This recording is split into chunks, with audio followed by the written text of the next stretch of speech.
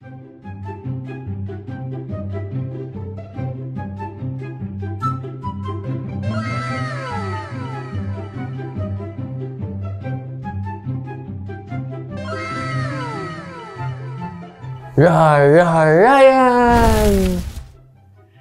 Nakikita mo ba tong silver play button ko? Nakuha ko to noong January 2024. Nag 100k kasi tayo noong December 2023 after 2 years and 8 months mula sa unang video na nirelease natin noong April 2021. At parang within 160 videos, naabot natin to.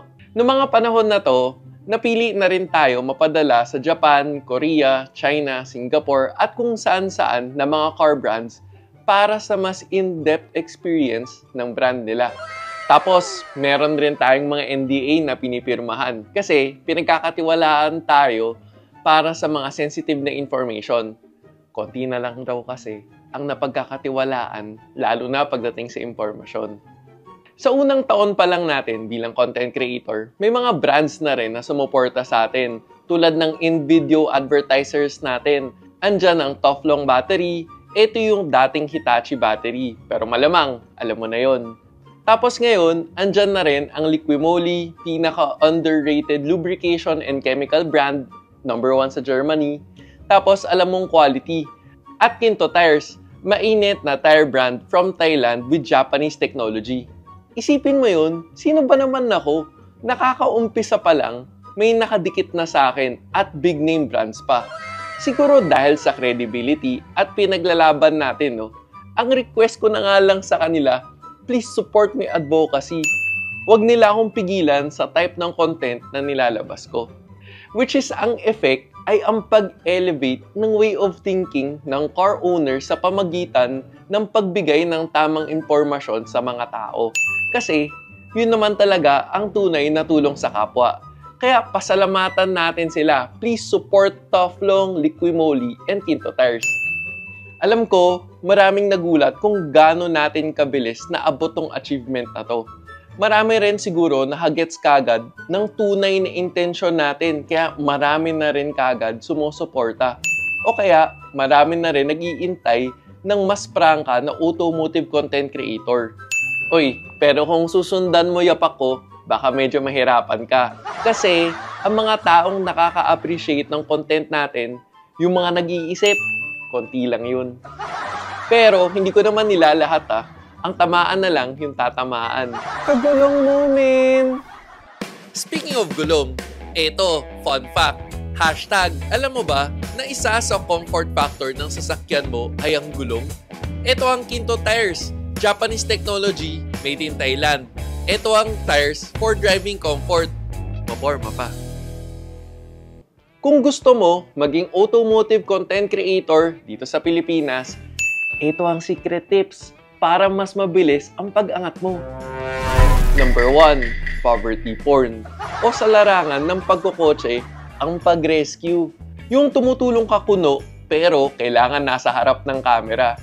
Ang mga ganitong gawain, hindi naiisip ng mga tao na inuutulang sila.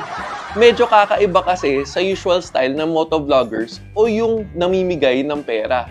Pagdating kasi sa kotse, may kasamang pang pag-diagnose. Isipin mo, may ibang nag-rescue, kuno, ng mga natitirikan sa expressway.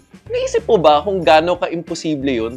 20 to 30 minutes, andyan na yung nagtotow ng expressway operators. Kaya paano mo marirescue kung hindi ka na sure kung andyan pa yung sasakyan na i-rescue mo, di ba?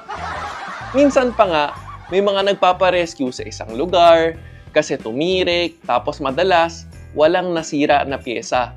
May lumuwag lang. Magic. Kaya yung mga ganitong gawain, thumbs up. Maraming natutulungan. Maraming nauuto. Okay na, Ace? Number 2, magbida-bida.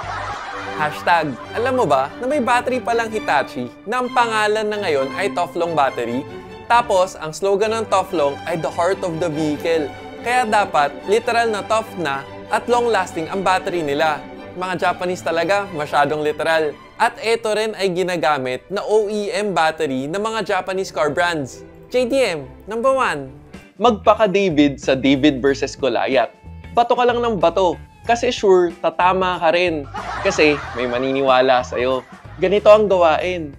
Magbisto ka na niloloko ng mga car dealers ang mga pangkaraniwang tao. Gusto mo ng sample? 'Di ba? Kapag bumibili tayo ng sasakyan, sinisilip natin ang year model. Kunyari, nakasulat dyan sa ORCR mo, 2020. Tapos, date registered, January 2020. Ngayon, ikaw, i-check mo yung VIN or chassis number ng kotse at i-check ang 10th letter code kasi kadalasan andun ang manufacturing year. Dito, base sa chart, ang 2020 ay L. At kapag K ang letter, 2019 ito ginawa. Tapos, gawan mo na ng content na niloloko ang mga tao ng car dealers na pinagbilhan kasi K ang letter. Kasi 2019 model daw ito pero 2020 model ang pinasulat. E di bida ka para sa mga hindi nag-iisip. Kasi normal lang naman ito na nangyayari. 'Di ba? Hindi naman kasi just add hot water sa instant noodles ang paggawa ng sasakyan. Minsan, pre-made ang sasakyan months before na dapat pambenta ito the following year. Pero kahagatin to ng mga Pilipino na akala nila niloloko sila ng car dealers. Kaya ang ganitong gawain, thumbs up! Maraming nauuto. Number 3, ito medyo related sa number 2. Kung hindi naman car dealer, car manufacturer naman ang batuhin. Tapos gawin mo ng kwentong paatras mag-isip. Tulad ng sinadya daw gawing sirain ang mga bagong sasakyan para pagkakitaan ang mga car owners. Tapos bigyan mo ng examples na sobrang bababaw para bawat sira ng sasakyan magmukha kang tama at may maniniwala. Kaya ang ganitong gawain, thumbs up! Tapos, kung nagba-buy and sell ka ng mga lumang sasakyan, i-alok mo na rin kasi maraming nauuto. Naghahanap ka ba ng magandang engine oil para sa kotse mo? Liqui-moly mo na yan! Tapos, Molygen para the best, para sa longer engine life and lower fuel consumption. Sa technology na Molygen, sure na maximized ang engine performance and engine protection to the molecular level. Kaya para sa next change oil mo, Molygen ng Liqui-moly mo na yan. Number 4. Kung wala ka pang naiisip na pangalan para sa personality mo, lagyan mo ng degree ang pangalan mo para may authority. Actually, kaya hindi ako nagpapatawag ng doc, master, boss at kuya. Kasi, hindi ba naman pretentious kung hindi ka naman talagang nakapag-aral ng masteral o doctorate? O kaya boss at kuya para kunyari matik nang nire-respeto sila sa pinagsasasabi nila, di ba? O minsan, pwede ka rin maglagay ng I'm mechanic o automotive engineer para legit ka na at mga tips mo. Tapos, huwag mong kalimutan humawak ng tools sa video. Ang mga ganitong gawain, thumbs up. Maraming nauuto. Number 5, gumawa ng honest reviews. Ito yung mga reviews na puro negative. Kasi, para sa mga tao sa Pilipinas, kapag negative ang sinasabi mo sa isang kotse, honest ka na nun. Yung tipong lahat ng bagay na ayaw mo, sabihin mo.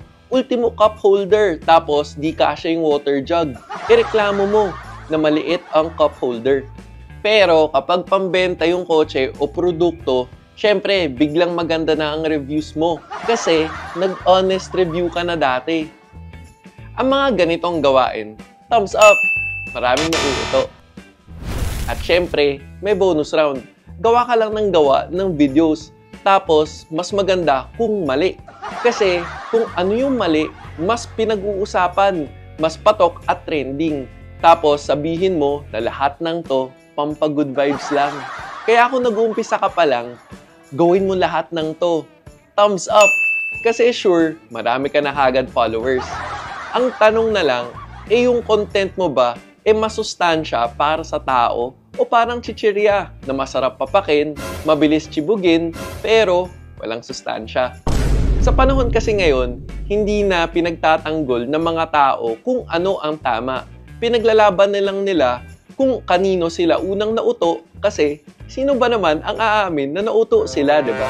Kaya mag-iisip ka ba o magpapauto na lamang? Sana nakamulat tong episode na to. Pero wishful thinking na lang rin para sa akin. Kasi kung singkit ka tulad ko, Ano pang imumulat mo, di ba? Joke lang. Alam mo ba kung anong moral lesson ng video na to? Comment below. Kung nagustuhan mo tong episode na to, hit the like button. At kung hindi ka pa nakasubscribe, baka naman. Sana nakatulong.